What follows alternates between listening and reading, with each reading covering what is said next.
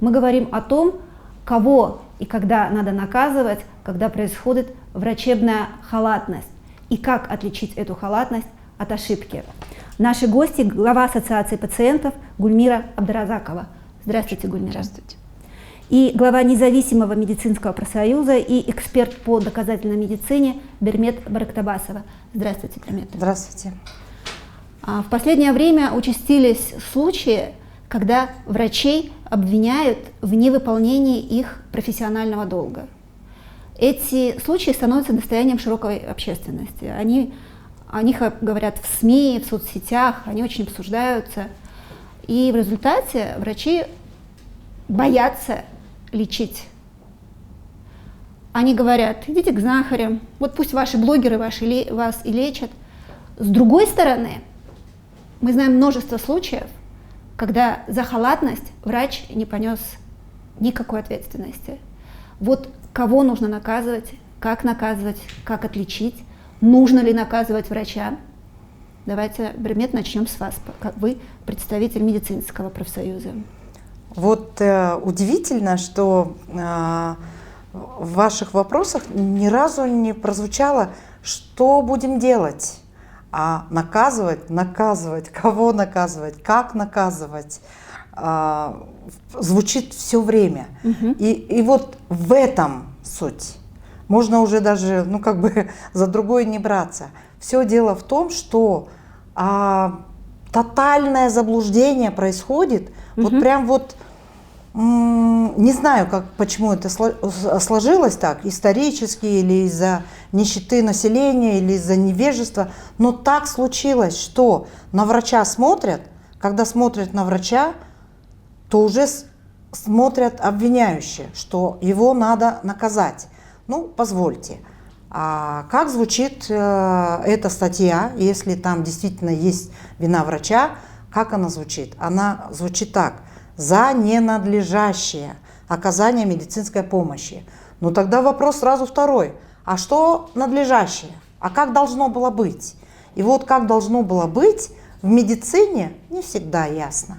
Это большое заблуждение. И первое заблуждение, что все всегда можно вылечить, что все болезни уже излечимы. Это глубокое заблуждение. Очень много вопросов в медицине остается открытыми.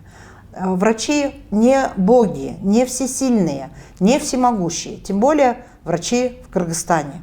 У них не с чем работать, дефициты знаний, образования, лекарств нужных, современных, действующих, оборудования. У них всего в дефиците, и при этом они умудряются еще сохранять смертность на должном уровне. То есть смертность у нас все-таки под контролем.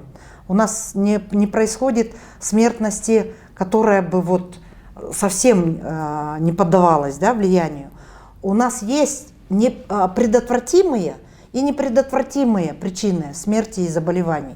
Поэтому с врача лучше спрашивать надлежащим образом, по надлежащим данным государством знаниям, то есть медакадемии, по надлежащему обеспечению, насколько их обеспечили, вот тогда с человека можно спрашивать. Я могу сказать, почему я так говорю, потому что когда я сижу и читаю все эти случаи, я сижу за компьютером, обрабатываю, мне приходит в голову: бедный врач в этих условиях, я прекрасно понимаю. Но ведь я же на самом-то деле в первую очередь пациент, и когда я прихожу к нашим врачам, я очень часто вижу, как этот врач, даже не все, но очень часто даже не попытался быть, и перечисляем, когда ко мне обращается очередной мой читатель. Это есть, к сожалению. И вот здесь от имени пациентского сообщества, что вы можете сказать, почему все больше увеличивается количество таких жалоб, когда люди сразу идут в СМИ? Вы знаете, и в соцсети. Сейчас хочется столько всего сказать. У нас два поколения вообще граждан. Поколение советского прошлого и поколение современной молодежи. Да? И вот поколение советского прошлого, они никак не могут отпустить, что полный пакет социальный отсутствует. Сейчас практически медицины нет бесплатной. И государство не может обеспечить на 100% всю систему здравоохранения по всем направлениям. И, соответственно, обязательно будет хромать качество предоставляемой услуги, лечения, и часть какая-то, а иногда и полностью ложится на бремя пациента. И вот это одна из больших проблем. Вторая проблема – молодежь, которая не хотят изучать нормы закона, не хотят понимать. Вот эта вот немножко нагловатость у молодежи, она присутствует, приходит, требует, ты должен, то обязан, но не понимает, что в системе есть нюансы, которые, вот, как Бермет тоже сказала, несовершенное образование, наука идет вперед, а мы еще застряли по стандартам советским, к сожалению. Протоколы не дорабатываются, опять-таки, это зависит от перезагруженности самих врачей, нехватка врачей. У нас лучшие врачи уезжают из страны. Вот. Это тоже отражается на качестве лечения. Конечно, оборудование, нехватка оборудования, чтобы правильно поставить диагноз. Современная наука, медицина сейчас дает новые, как МРТ, КТ, но мы не везде это видим. И вот это все, конечно, отражается. И вот эти стычки, они происходят, к сожалению. Но невежество как со стороны пациентов, к сожалению, есть и со стороны врачей. В советское время врачи были на голову выше всех, очень уважаемы, как и педагоги. И их слово было, как, знаете, как закон. Сказал, значит, все понимали. Да. Было страшно представить, что кто-то нападет на врача. Даже и не спорили с врачами. Это не приходило в голову. Это было никому, невозможно. да. Никто не спорил. Врач сказал, значит, так надо. Сейчас все по-другому. В интернете куча информации. Начитались, пришли, оказывается, так и так. С этим мы тоже сталкивались. Но вот правильно Бермет сказала, нужно сейчас не искать виноватых, а нужно найти решение, что же сделать, чтобы вот эти столкновения они снизили на нет. А это значит, нужно вместе с врачами, нам, пациентов, вместе работать как партнеры и добиваться улучшения качества лечения. То есть это деньги у нас ежегодно повышают финансирование на систему здравоохранения. Но вы знаете, повышают только на зарплату, а не учитывается инфляция, не учитывается на лекарства, инфляция ждет же, вот при покупке не учитывается. Все дорожает, да. И лекарства, и оборудование. Абсолютно. Однако зарплата, она все равно остается и на уровне зарплата, но они советских времен. пытаются поднять как-то уровень зарплаты, но при этом не поднимают стоимость препаратов. Не учитывается, что инфляция и стоимость оборудования, того же лекарства, она повышается. Прирост населения идет, это тоже не учитывается. И вот эта вот прорва, знаете, проблем, она все время как гвоздь стоит, и никто не пытается решать. Я бы здесь немножко обвинила бы врачей в плане того, что беззубость. Совершенно не умеют защищать систему здравоохранения. Я это вижу в парламенте. И, к сожалению, наши депутаты и правительство доминантно давят на систему. Вот так и иначе, это доказывает недавнее обсуждение закона об общественном здравоохранении, просто депутат не хочет слушать обоснования системы здравоохранения, то есть представители, да, целой системы, защищая этот закон. А это все обсуждалось, но их совершенно не интересует их мнение.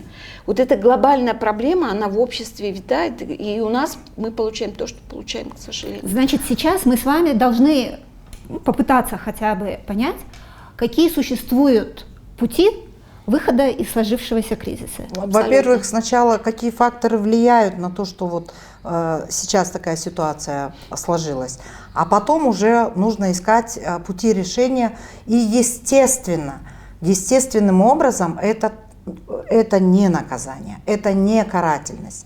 Вот эта карательность и наказание, она обесточивает врачей еще больше, потому что делает из них всегда виновными во всех проблемах. И тут я как раз хочу от обвинений врачей просто фокус сдвинуть на том, что такое здоровье. И вот как раз мы с вами уже начали говорить о том, да, что человек в принципе смертен. В принципе смертен. И смотрите, когда пациент поступает за медицинской помощью, да, в больнице или обращается в поликлинику, когда уже какая-то поломка в организме уже не позволяет оставаться дома, уже они пришли за помощью. Врач ставит диагноз. То, что Гульмира говорит, что врач не может беззубый отстоять систему, врач и не должен. Простой врач должен отстаивать диагноз на своем принципе, уровне. Да. Я И вот имею. смотрите, врач, к нему приходит, врач смотрит, что он может сделать. И тут как раз дефицит или наоборот чрезмерная нищета врачей приводит к тому, что медуслуга, в принципе, это источник их жизни, выживания. И вот они назначают лишние обследования, лишние лекарства, например, диагнозы лишние.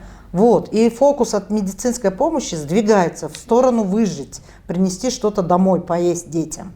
И тут получается, что пациенты пришли. И когда они поступают в приемное отделение, часто уже в декомпенсированном состоянии, в терминальном, то в любой стране оставалось бы жить этому человеку мизерное время. То есть часто наши люди, наше население не понимает, что уже беда произошла, уже разрушено здоровье до такой степени, что врачи мало что могут сделать, но они пытаются.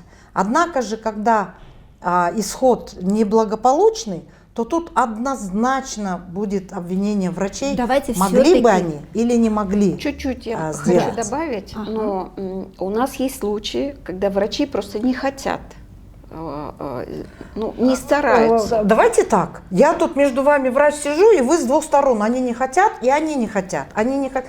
Давайте разберемся, а могут ли они? Да, они, получается, посмотрите. Давайте Я тогда не про всех говорю, сначала- сейчас Вот тогда, смотрите, Да. большинство, вы тогда соглашаетесь, что большинство врачей у нас хорошие, смертность мы держим под контролем, Конечно. продолжительность жизни высокая, с большей частью заболеваний справляются. А тогда речь идет об отдельных врачах.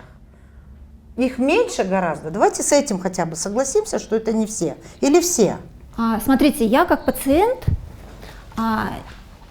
должна иметь гарантию, что вот я пришла к этому врачу, он врач, у него есть диплом, у него есть лицензия, правильно? Да, есть диплом. Да, он должен быть аттестован. И он должен предоставить мне качественную услугу. Да, должен, да, качественно. Если он не предоставил мне качественную услугу, это не моя проблема, не моя, не пациента. Но здоровье – это ваша проблема. Ваше же здоровье. Так и я пришла к ним, к Вот специалисту. я к тому, Я что пришла к специалисту. ответственность за ваше здоровье 100% вы не можете взять и переложить на врача. Эта ответственность, она делится. За ваше здоровье вы пришли, и вы ответственны за все, что было до этого, и как поломка, например, ДТП или что-то там, ревматизм, что там еще, кровотечение какое, да? Что-то не досмотрели. Вы приходите, здесь доля медицинской ответственности, да, на враче полностью. И вы правы совершенно, что вы ожидаете от врача, что вам окажут стандарт качественной, не врущей, а нормальной, хорошей медицинской помощи, чтобы вы выздоровели. И вы точно знаете, что другие пациенты в такой же ситуации выздоравливали и жили долго и так далее. В этом вы абсолютно правы. Вот, поэтому сейчас мы с вами на самом деле ищем пути выхода для того, чтобы предложить их обществу для обсуждения. Вот один из них – это правильное законодательство. Я совершенно с вами согласна, что врач и не должен отстаивать, он должен работать, он должен заниматься. Врачом. Но кто тогда? Если депутат не хочет, кто тогда будет отстаивать вот это правильное законодательство? Потому что вот сейчас у нас закон о СМИ, мы его сами отстаиваем, журналисты. Что делать в этой ситуации? У нас Давайте. очень специфическая профессия, и знания очень сложные. И в медицине существует очень серьезный дисбаланс знаний в смысле знаний, которые копит врач, и медицина, в принципе, мировая, там, международные достижения, и пациент, который, собственно, не задумывался, и вот с ним случилась там болезнь или что-то. И вот этот дисбаланс не должен быть повернут во вред пациенту. То есть на самом деле, что такое медицинская помощь? Это Сейчас когда мы говорим о пациент законодательстве. Да, пациент хочет справиться со своим здоровьем, а врач это может ему помочь. И врач, если на уровне Минздрава смотреть, как уполномоченного ответственного органа, тогда Минздрав у нас отвечает, вот вы говорите, законодательство.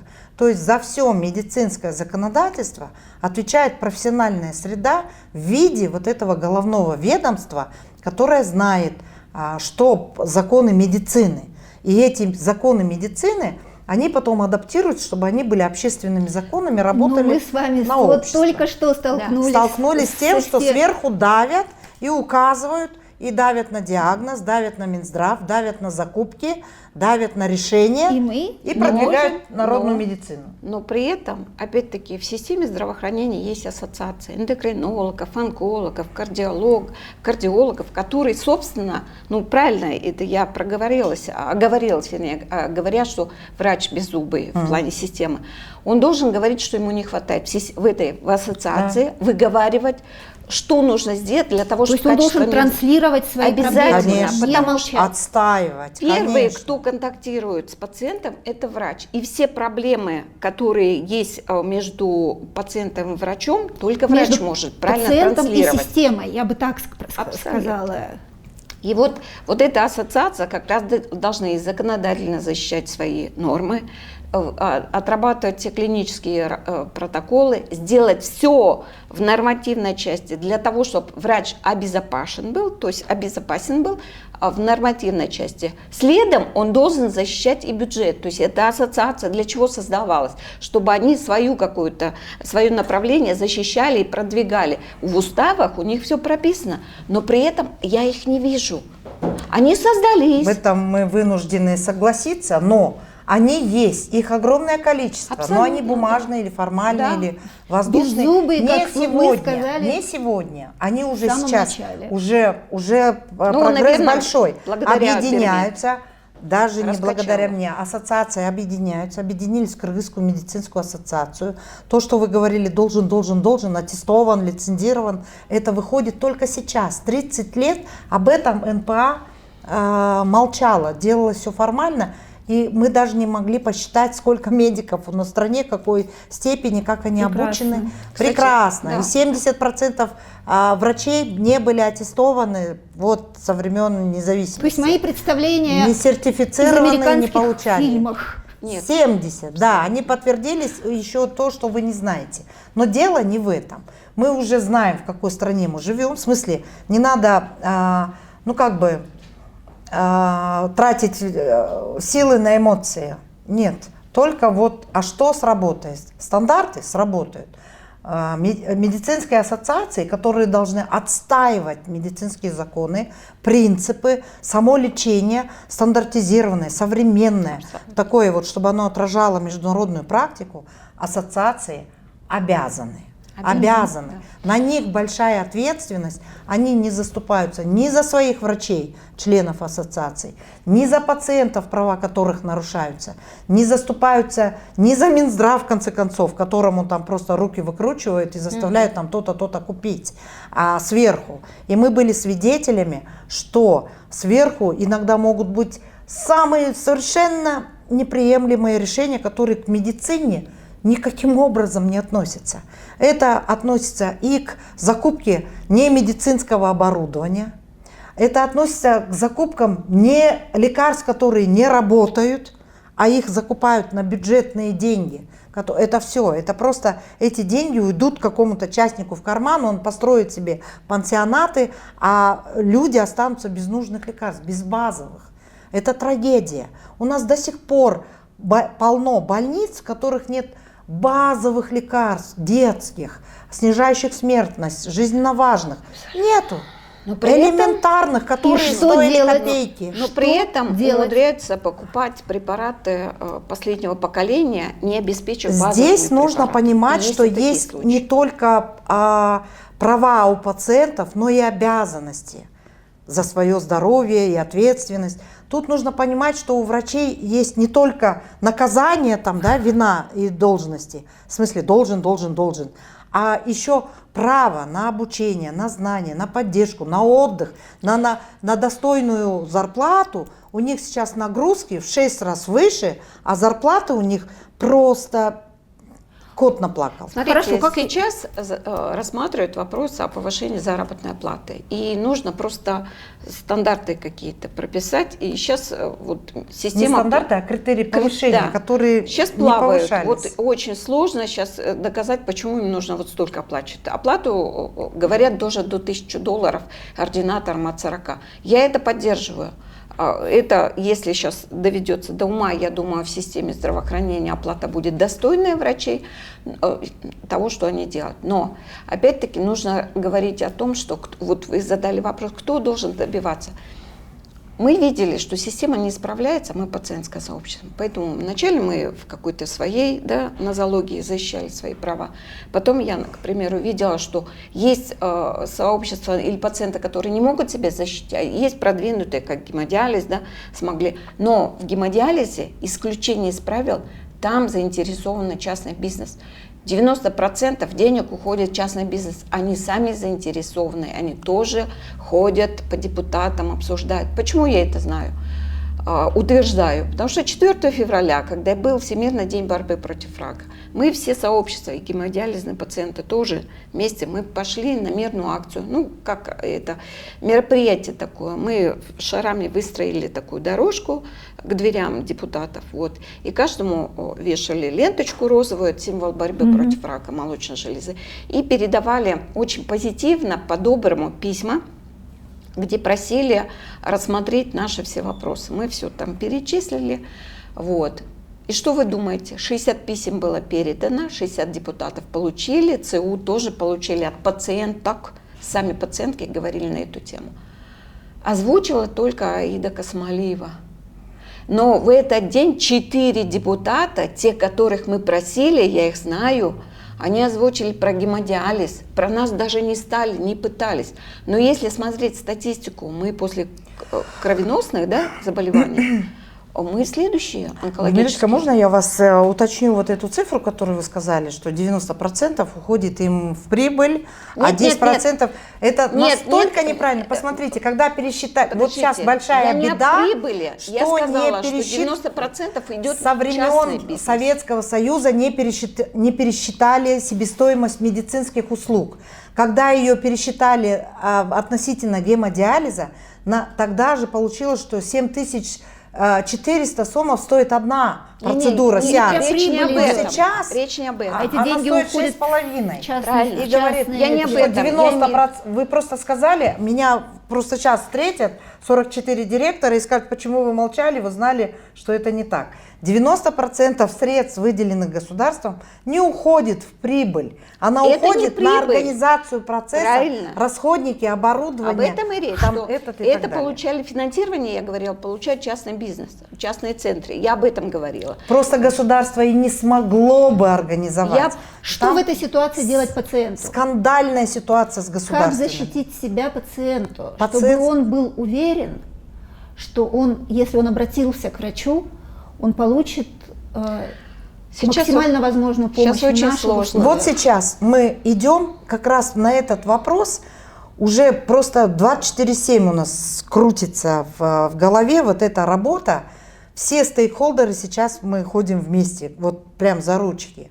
Это, естественно, представители государства, это представители правозащитного института омбудсмена, в смысле это госинститут, это, естественно, Минздрав, ФОМС, ДГСН ходит, ходим мы, независимые эксперты, медики, врачи, главные врачи, руководители, в смысле менеджеры в центрах, и сами учредители, и, естественно, по несколько представителей с каждого пациентского сообщества, а их самих сообществ несколько. И вот сейчас, вот буквально в 30, 20, 50 пар глаз мы перекрестно идем шаг за шагом.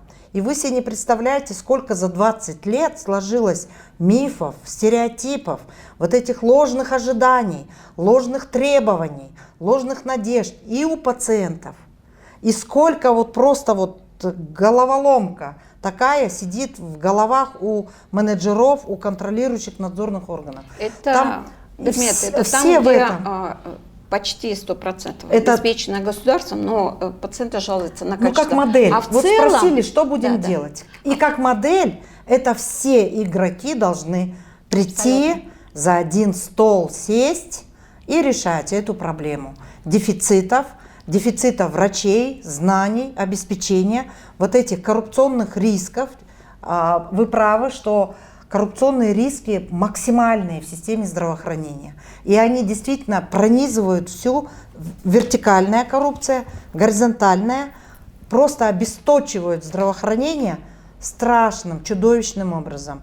Утечка ресурсов происходит просто какая-то трагичная. Я не могу сказать даже 40. Мне кажется, что даже 60% ресурсов уходит не по назначению. Оно уходит, эти ресурсы не доходят до пациента. Например, вы сказали, да, что у нас мало пациентам платят. 30 миллиардов сомов уже у ФОМСа. Нужно контролировать, Так куда это уходит, зарплата почему, основная. за каким этим самым. У вас население 7 миллионов, и врачей недостаточно. Если вы говорите про зарплату, тогда надо убрать. А количество и не врачей говорить. у нас уменьшается. Это не зарплатный фонд. Это по другим этим тоже Ну и уходит. другие. Ну, Уменьшается количество врачей. Уменьшается, естественно, они бегут. И все видят, что, например, население очень агрессивное, пациенты очень агрессивные. Они требуют порой то, что невозможно требовать ни в одной стране. Ни в одной стране в мире, в самой развитой, вы не можете этого требовать. То есть они требуют максимальный стандарт. Вот, из интернета там все посмотрят и все. Наша задача, у государства задача покрыть хотя бы базовый стандарт, но чтобы это было.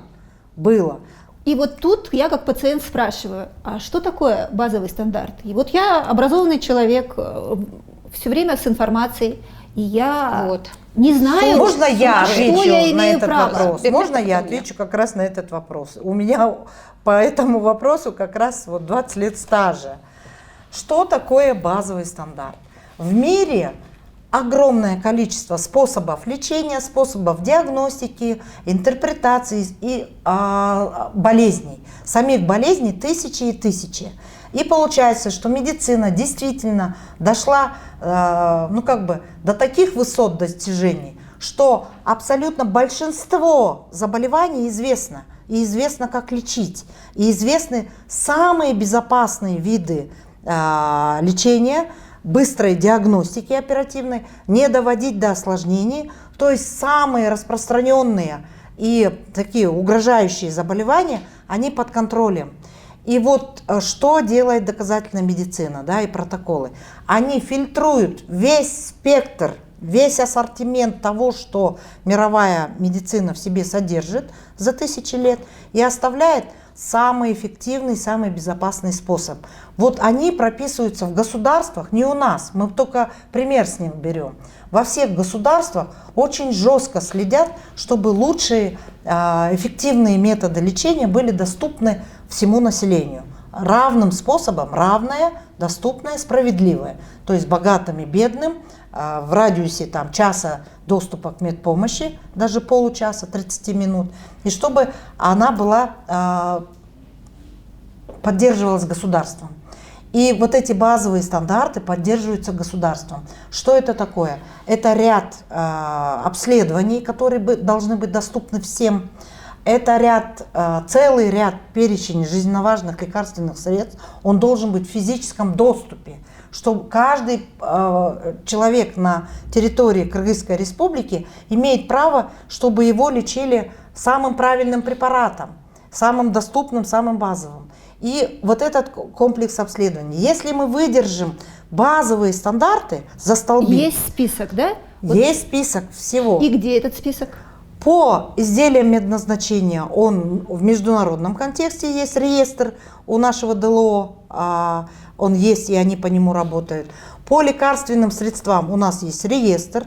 По доказанным государственным лекарствам, так скажем, за которые отвечает государство головой, об их наличии.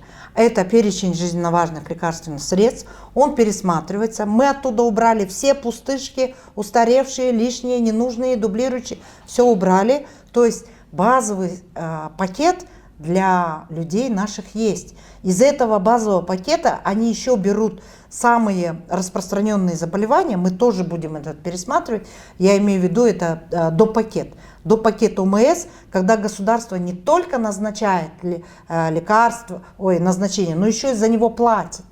То есть он самым уязвимым группам населения помогает. Без этой помощи люди просто не выживут. Но это декретированные контингенты, то есть это дети ОВЗ, лица с инвалидностью, это пожилые, немощные старики, за которых государство тоже отвечает, да?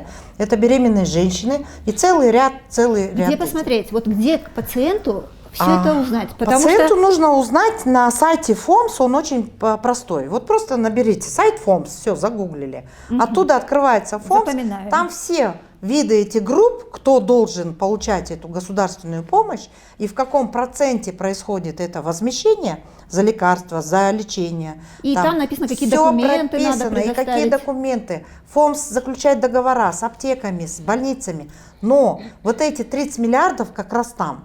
И вот эти 30 миллиардов должны разложиться, чтобы давали именно самым уязвимым, а не всем.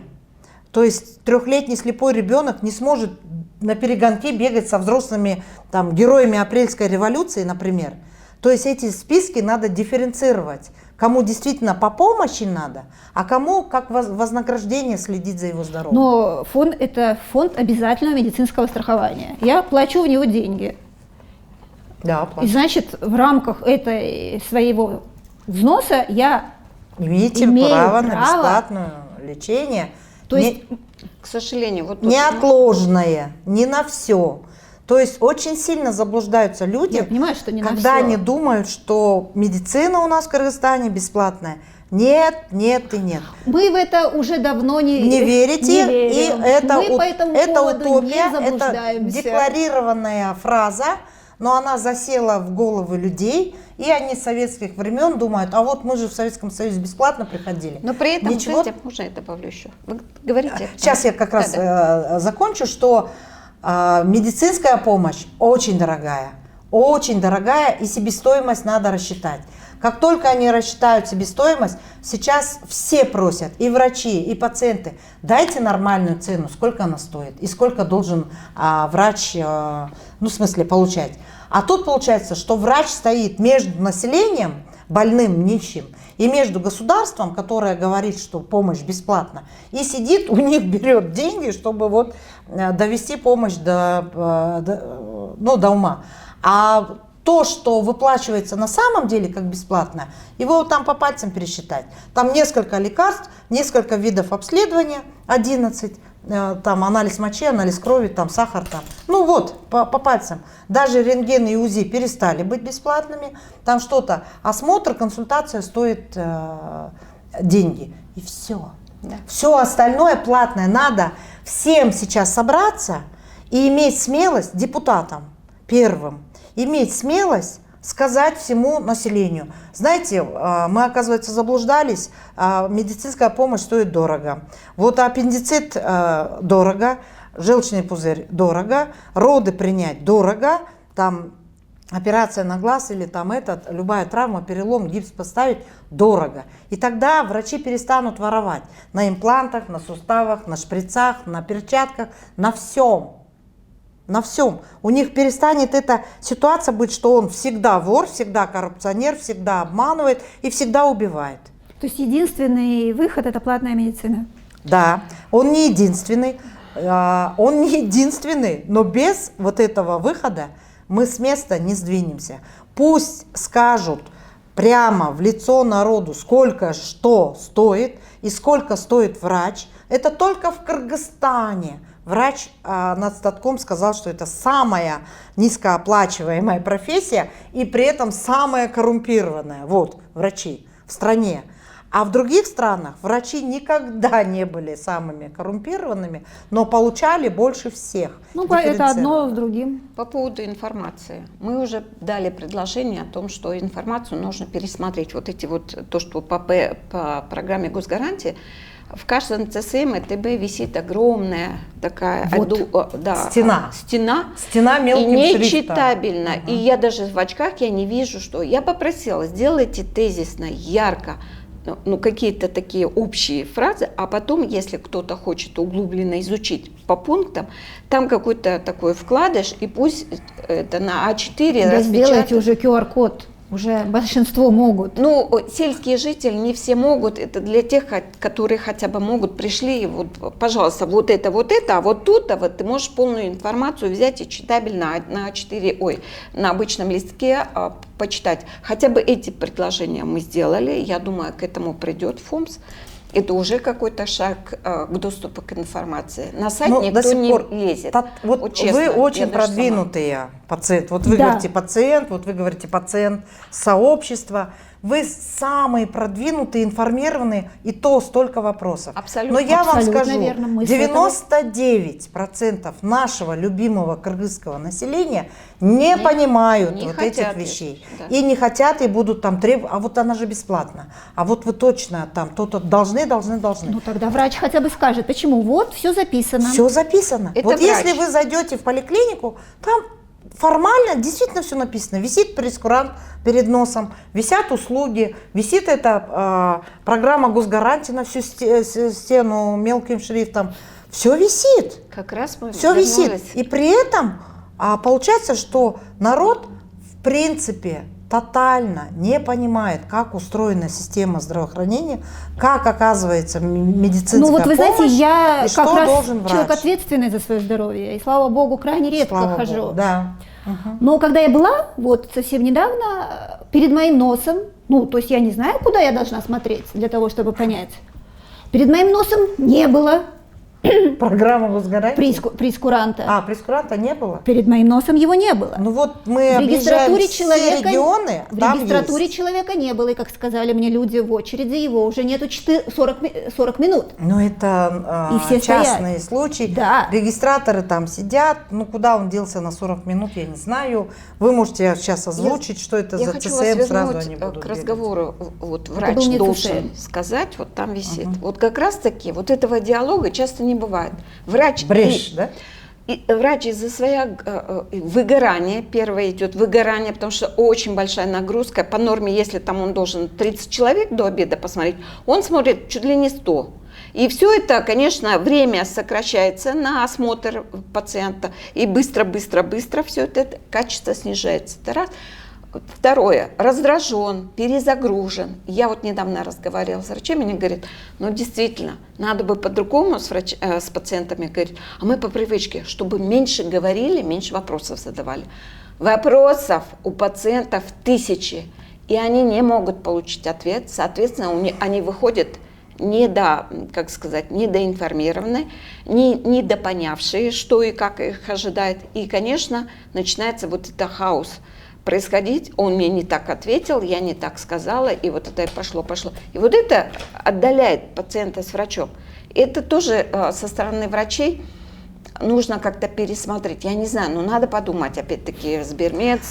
Мы уже ходим, вот, думаем, все, нужно найти коммуникации, надо рассказывать, надо учить врачей разговаривать, надо учить врачей, пациентов вообще получать медицинскую помощь. В самом деле врачи и медперсонал – это не рабы, это не слуги, это высоко обученные специалисты, которых надо ценить там, и это относиться с уважением. А сейчас настолько вот это уничижительное, оскорбительное обесценивание вот это идет, да, и оно, естественно, врачи простые, они испытывают, вот медсестры, они испытывают прям давление сверху. Они говорят, мы не можем встать с колен, нам обидно, у них все горит. Они всю жизнь посвятили тоже невежественные, не знают ни своих прав, не знают своих. Почему молчат? молчат, упорно молчат. Им срезают стимулирующие, компенсирующие, им срезают сверхурочные, ночные. Кто откроет трудовой кодекс, все, вы готов на, в смысле, покиньте территорию. Вот такая ситуация. И мы сейчас, как профсоюз, видим просто наплевательское отношение на законы. Верните законы, законы хорошие, НПА у нас все есть, пусть они работают. И мы вот шаг за шагом мы идем, и смотрите, вот медицинское законодательство, права у пациентов прописаны, а права, ну, на нескольких страницах, а права врачей вот такие. И то, право, что ты имеешь право работать по протоколу. Право, что ты должен. Да, право, ты должен раз, если ты не понял, то вернись к первому пункту. Должен, должен, должен. То есть у них прав на полстраницы, обязанностей на несколько. А у пациентов наоборот. Врачи говорят, мы как будем отвечать, вот когда уже пришел ну все, ну как. И причем все люди, весь народ вот так рассуждает. Смотрите, ожог 3-й степени, 3-й, 4-й. Это большая площадь организма, по коже получила ожог. Это очень опасное состояние для жизни, уже в принципе. Шансов выжить, допустим, там, ну 10%, 5%, у кого-то 1%. И вот врачи хватаются за этот один шанс, начинают делать все, что можно, все, что знают, и человек все равно уходит. Но поскольку они тоже несовершенные и не могли там в такой острой ситуации попасть там в подключичную артерию, вот за то, что они не попали, не смогли поставить катетер в вену, а проткнули легкое, их за это там 4 врачей посадили, анестезиологов. Или другой случай, рождается недоношенный ребенок. Он от природы и вообще в мире, таких детей, например, с пороком развития кишечника, живых детей нет. Вот, с атрезией кишечника 4-го типа. Живых детей на планете Земля нет, они не выживают, они не жизнеспособны. И вот когда наши его дотянули, а там еще 3 месяца держали, еще там дотянули до операции, вот. И он там, для обывателей кажется, что он там внезапно умер, он был здоровым, мы вот пришли посмотреться, и он умер, вот они его убили. И вот начинают судить врачей, прям сажать, посадите, прокуратура, заводят уголовные дела. Но вы же понимаете, что таких детей живых на планете нет. Почему только в Кыргызстане врачи должны его как бы вытянуть, вылечить, и чтобы он дальше жил? И так на каждом шагу. Вот совсем недавно родственники вытащили на видео демонстративно последние минуты жизни. Никакого уважения к смерти тоже. Так нельзя. Они привели терминального родственника, который был лежачим, у которого был перелом тазобедренного сустава, он долго лежал, у него было несколько ОМК, инсультов, инфаркт был. И вот такого тяжелейшего пациента уже врачи 4 спасли, 4. И вот они приводят его в очередной раз, и все равно за несколько часов человек умирает. И тут вся ответственность опять, вот посмотрите, нелюди, смотрите, какие они вот такие. Это вот Что делать в такой вот смотрите, ситуации? это одна сторона. Надо информировать. Да, вот, пациентские сообщества сейчас очень, вот врачи беззубые, а пациентские сообщества очень зубастые, продвинутые, проводят обучение, проходят обучение годами. Вот научились следить за госзакупками. Хорошо, часть денег вернется в здравоохранение. Научатся еще там отслеживать стандарты, как они работают. Еще часть вернется в здравоохранение. Научатся бегать за Минздравом, требовать протоколов по каждому направлению. Нет протоколов, все, хаос, беспредел. Все будут делать, что хотят. А если следить, что отслеживают, закуплены ли нужные лекарства, следуют ли протоколам, делают ли нужное обследование. И так, как это прописано в законе, в приказе и в протоколе, все, мы уже тут уже прям вот окружаем, да? Окружаем, все. Коррупционные риски снижаются, недисциплинированность, халатность или вот это ненадлежащее оказание помощи снижается. Врачей, вот если пациентские сообщества будут бегать за каждым главным врачом заставлять его, чтобы они обучали, отправляли на учебу врачей, той же лапароскопии, той же поставить фистулу, той же процедурам, которые надо научиться, а их в стране нет. То ситуация изменится. То ситуация а с точки изменится. зрения пациентского сообщества? Правильно, то, что Бермет сказала, это мы уже делаем. И информирование, Более, тотальное информирование о здоровье, чтобы вот эту ответственность они не принесли, не кинули во врачей. Что не делается? Что хотелось бы Мы делать? хотели, вот по поводу информирования, тоже скажу. Сейчас мы думаем о том, что нужно создать какой-то информационный центр, равный равному, когда будет правильно обученный уже пациент в прошлом говорить правильно вещи, чтобы очень правильно идет диалог равный равному, когда пациент Вот. пациента слышит, он простым языком Это говорит. шикарная вещь. Самое главное транслировать то, что Абсолютно. правильную информацию, Абсолютно. а не добавлять «я чувствовала», «я знаю», нет. вот я скажу Абсолютно. о себе. Ну, давайте Абсолютно. Это Лучшие будет вещи вы сейчас сказали. вместе с Минздравом, с Центром развития здравоохранения, с общественным здравоохранением. Мы вместе будем это продвигать. Это как бы идея зарождается давно, но сейчас как раз она вышла на гребень, когда мы можем это создать. Я уже по этому поводу разговариваю. Мы будем, не сами пациенты это все транслировать, мы будем вовлекать всех, кто в этом вовлечен, и говорить такие правильные вещи простым языком, чтобы даже какая-то домохозяйка в отдаленном селе понимала, о чем идет речь. И чтобы был какой-то обратный такой связь, чтобы они могли связаться с нами. Как это будем делать? Сейчас как раз над этим думаем. Где финансирование найти? Потому что это люди будут сидеть, извините, и даже на телефонах отвечать, пока думаю, пока, честно говоря, не дошло до этого. Но факт того, что зародилась идея, я думаю, мы сможем этого добиться, мы будем привлекать правительство к этому. Почему это важно? Для того, чтобы разгрузить систему здравоохранения тех же врачей, потому что 1000 вопросов и нету ответов, потому что у нее по времени надо еще там 40 пациентов принять, и она понимает, что они все возмущаться будут. И она быстро-быстро всех пропускает. Вот. Второе. От того, что пациенты не могут получить информацию, они пишут жалобы в ЖК, в правительство, это все спускается в Минздрав. В каждом отделе вот такие кипы жалоб. Почему, собственно, создавалась вот ассоциация пациентов, вовлекались, чтобы все пациенты?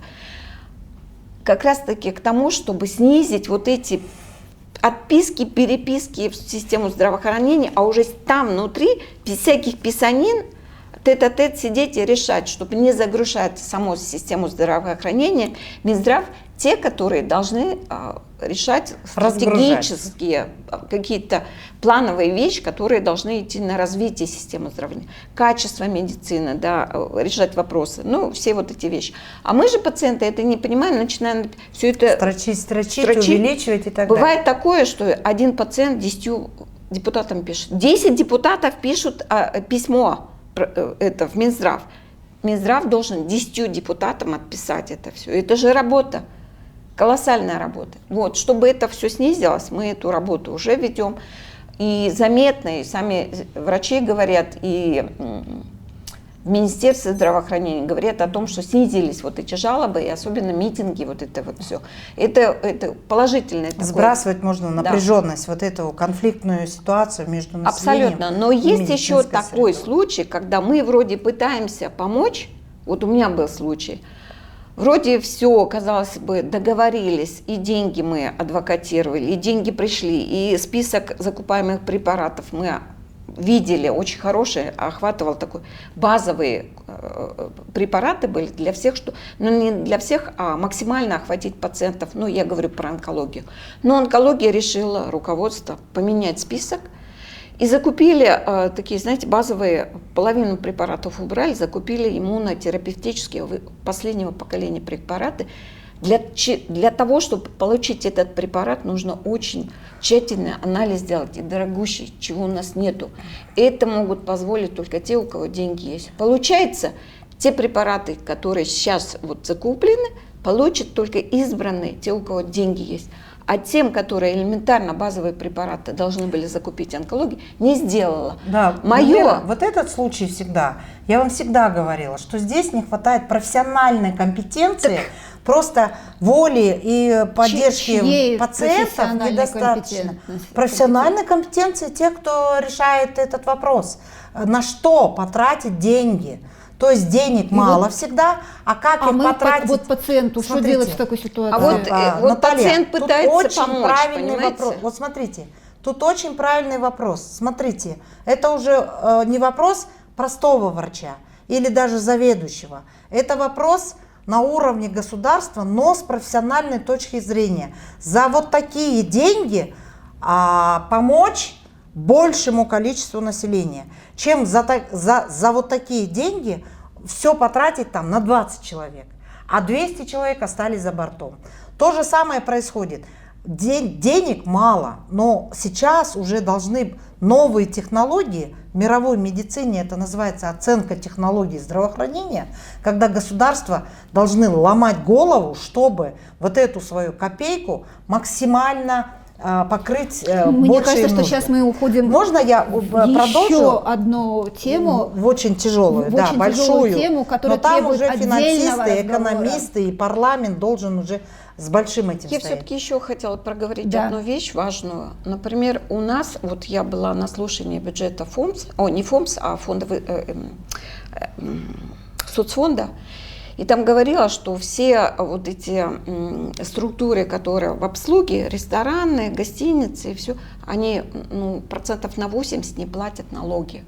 То есть те, кто работает в обслуге, это, господи, слова иногда забываешь, они не платят. И это я заметила. Это швеи, это не хотят, потому что это лишнее. Понятно. Да. Работники сферы услуг. Это все да. должно, такой, знаете, обмен. Ты заплатил, ты можешь требовать. Не заплатил, ты не требуешь. У нас система здравоохранения, она дотационная.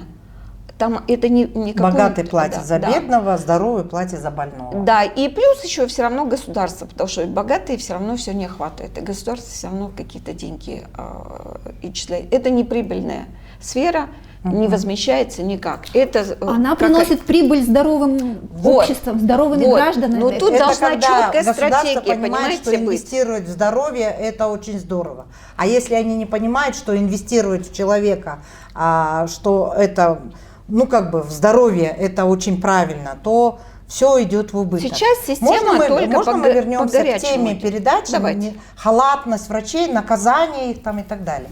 Вот я профсоюз, да, в смысле, ко мне обращаются очень много именно как к медику, именно к тому, который понимает и суть медицины, и не позволит и права пациентов нарушать, ну и врачей защитит, когда они делали свою работу. И вот на сегодня встает такая ситуация, что мы даже не успеваем защитить врачей за то, что они в таком положении родились в Кыргызстане, стали врачами и работают в обычных больницах страны. Слишком чрезмерные требования, завышенные, как будто они должны быть идеальными, совершенными и там жизнью своей заплатить за их болячки. Это неправильно. Но с другой стороны, мы видим, вот, например, даже на уровне гемодиализных центров вот этого мониторинга, права пациентов нарушаются на информирование, то есть тотальный ликбез надо проводить. Абсолютно. Очень мало они понимают и о болезни, об исходах, рисках, что с ними происходит, что они должны знать. Их просто либо не информируют, либо вводят в заблуждение, друг от друга они наслушаются. Все это обрастает таким чудовищным искажением медицинских услуг, самой медицины, что просто это может разрушить любое мероприятие, событие или инициативу. То есть информировать пациента обо всем. Потом нарушается стандарт права его на стандарт лечения. То есть действительно вы должны прийти, это не ваша головная боль, что вы должны все знать, изучить и там говорить, как вас лечить. Нет, это должно быть как само собой разумеется, рутинно. Они для вас сделали самые нужные обязательные вещи на раз, два, три. Нужные назначения, нужные обследования, нужные лекарства. И довели исход, когда протокол не гарантирует, но подводит, что лучшие результаты вы получите. То есть стандарт лечения это работает. И пациенты не знают о том, что им государство гарантирует. Где эти стандарты, где они лежат, с чем сравнить. Правильно, неправильно. Вот это работает, не работает. Почему мне столько БАДов назначили на 5000 сомов, а там совсем другая ситуация. И так далее. БАДов поназначали. Ну, ужас. Право на безопасность, что все то, что делается с минимизацией рисков, чтобы он не пришел с большим букетом болезней, чем он пришел, обратился за помощью. Пришел здоровым. Есть у пациента право спросить, право выбрать и право участвовать в своем лечении. Они с врачом на равных. Никогда не должно быть, что врач там царь, бог вниз не смотрит, а пациент внизу. Абсолютно. И то же самое не должно быть, что пациент говорит: ты что-то давай мне ноги помассируй, тебе же 6500 платят, а ты тут не подошел, тут мне не так сделал. То есть пациент и врач внизу в услуге это тоже искажение серьезное. Чрезмерных ложных ожиданий не нужно. Читайте законы, там все написано. Влезать в работу лечащего врача запрещено, в законе указано. В деятельность лечащего врача не вмешиваются ни родственники, ни соседи, ни друзья соседей. Понимаете? То есть они не вмешиваются в лечебный процесс, ответственность за лечащим. И так далее. Госпитализировать может только врач.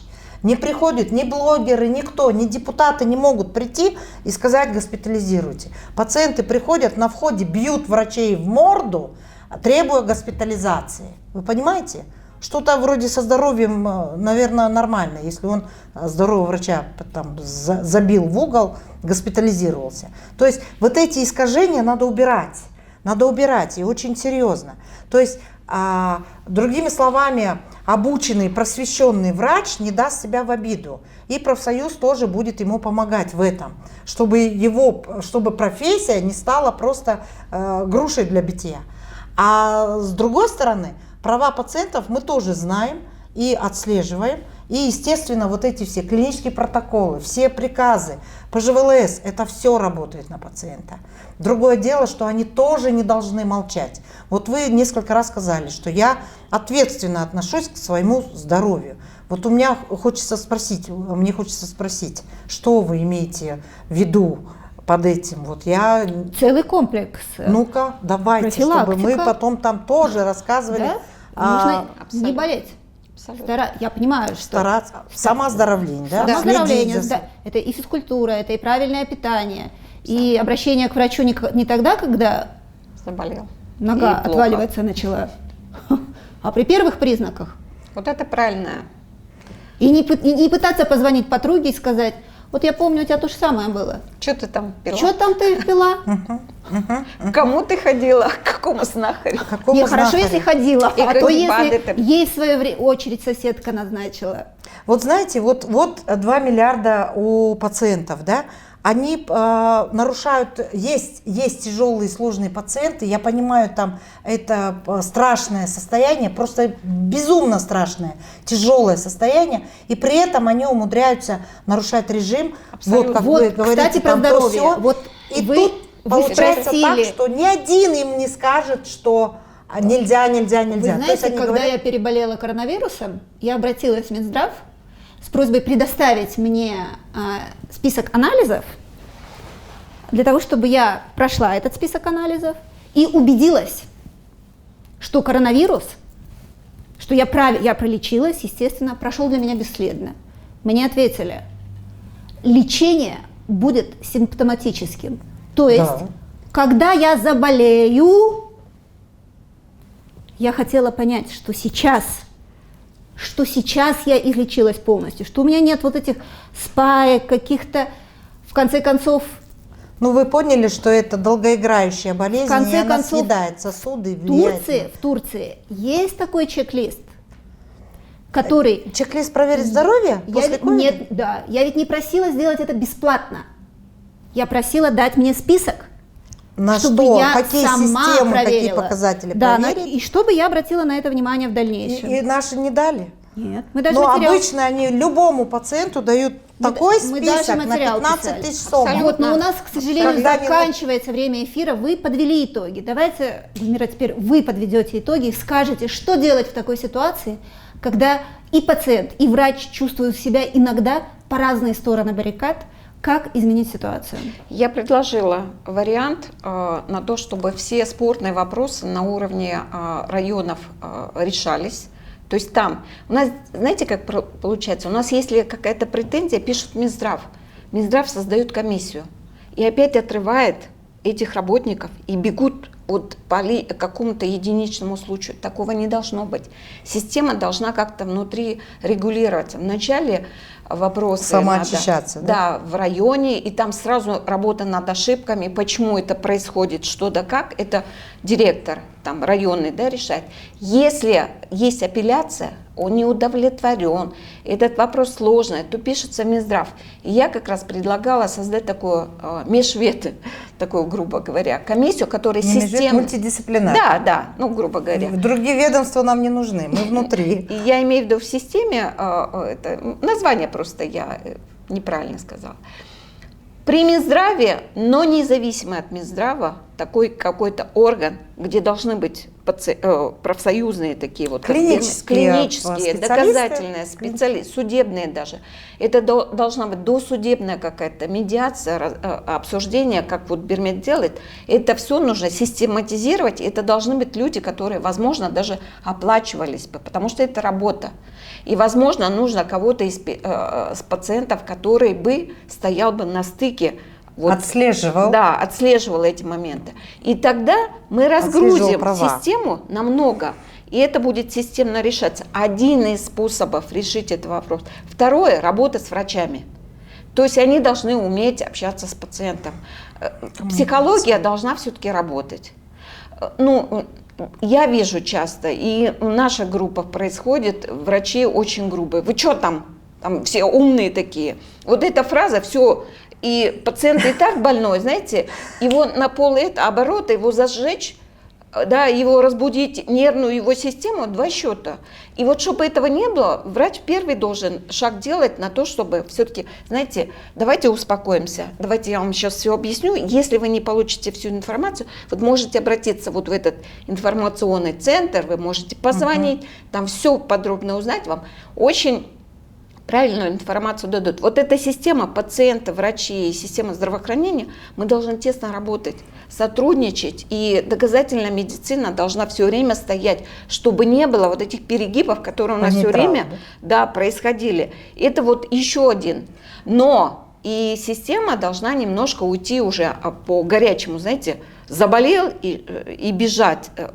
Часто случаи, как Бермед говорит, уже невозможно спасти. Поэтому все должны сейчас выйти на профилактику.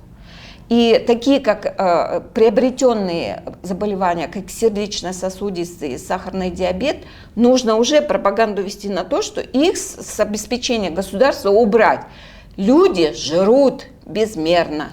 То есть те, кто нарушает режим. Да, колят инсулин, лежат на диване, семечки грызут на ночь, глядя, извините, у него сахарный диабет. Этого нельзя допускать. Это должно четко... Хочешь получать поддержку государства? Правильно. Только ты в том случае, если ты вот эти режимы будешь... А если ты, извини, вот не соблюдаешь какие-то стандартные вещи, да, которые должны привести тебя к оздоровлению, извини, дорогой мой, ты ответственность сам несешь за себя, государство за тебя уже ответственность не несет.